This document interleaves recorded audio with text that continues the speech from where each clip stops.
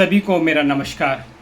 आज मैं आपको ऋषि भरद्वाज और इंद्र की भेंट की विषय में एक कथा सुना रहा हूँ। बहुत प्राचीन काल की बात है। एक महान तपस्वी ऋषि थे जिनका नाम था महर्षि भरद्वाज।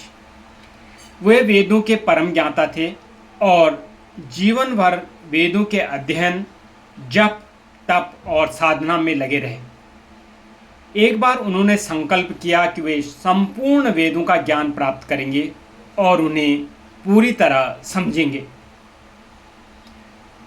ऋषि भरद्वाज ने हजारों वर्ष तक कठोर तप किया।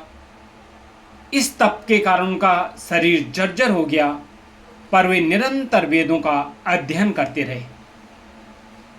उनकी साधना से प्रसन्न होकर इंद्रदेव स्वर्ग से उनके पास आए और इंद्रदेव के हाथ में 3 मुट्ठी घास, जो कुसा घास होती है, उसकी छोटी छोटी 3 मुट्ठियां थी।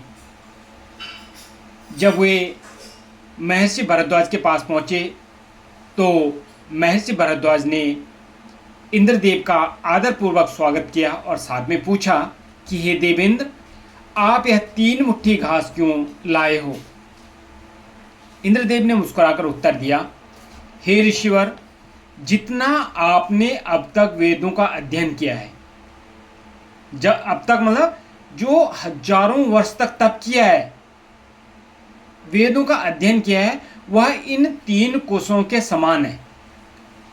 और जितना अभी जानना शेष है वह समुद्र के समान विशाल है।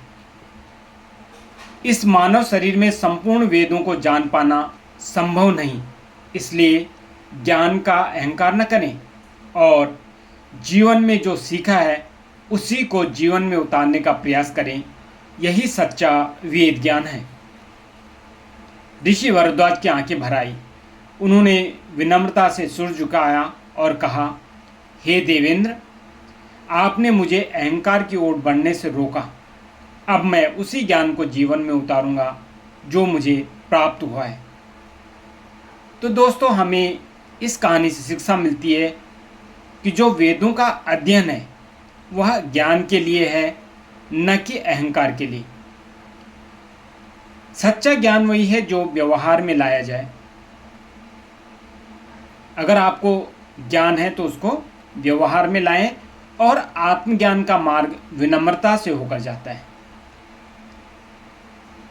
जो शिक्षा है, जो ज्ञान है, वो विनम्र लोगों को ही प्राप्त होता है।